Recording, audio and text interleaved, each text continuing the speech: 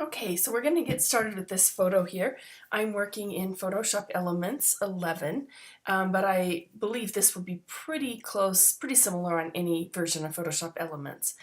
So we are going to brighten the smile of my cute son here. This is my oldest son, Chipper. He's on a mission in California right now, and this picture was taken before he left, and it was done professionally, but I just kind of want to brighten his smile a little bit. Not that it's bad, but just to give it a little more lightening and brightening. So to do that, first to get started, we're going to change our background to a layer.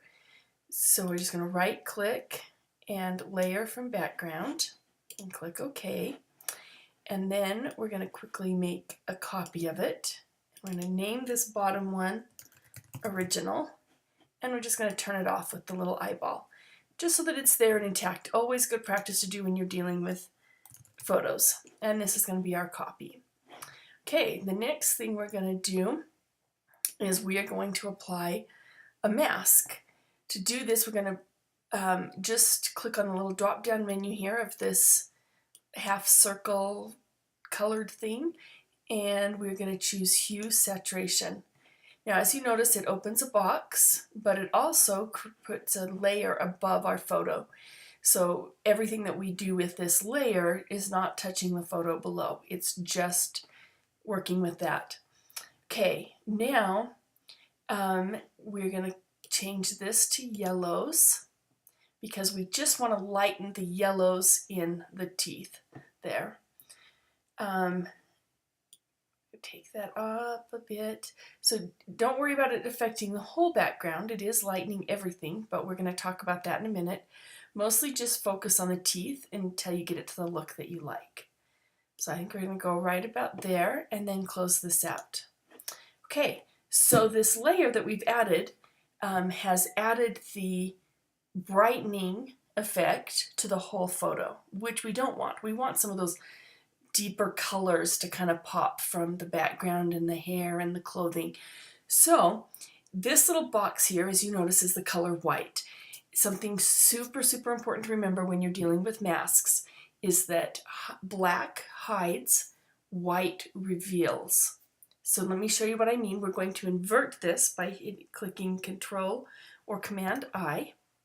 And now we're back. All of our changes have been hidden. So it's black there, so back to our original photo. Now we're going to take a white paintbrush and we are just going to quickly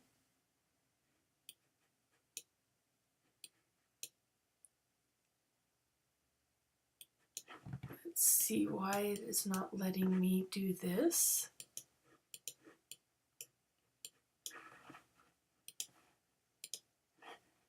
There we go. Okay, and I'm going to zoom in a bit. And by applying the white paintbrush, in essence what we're doing is we are just revealing with the white the part that we lightened before, that little bit, instead of it being to the whole photo. And it's very subtle. You want it to be subtle.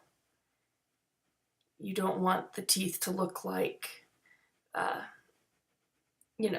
some teeth commercial or something. Or I always think of Ross from Friends, if you've watched that show, when he got the kind of neon teeth. We don't want that. We just want something subtle.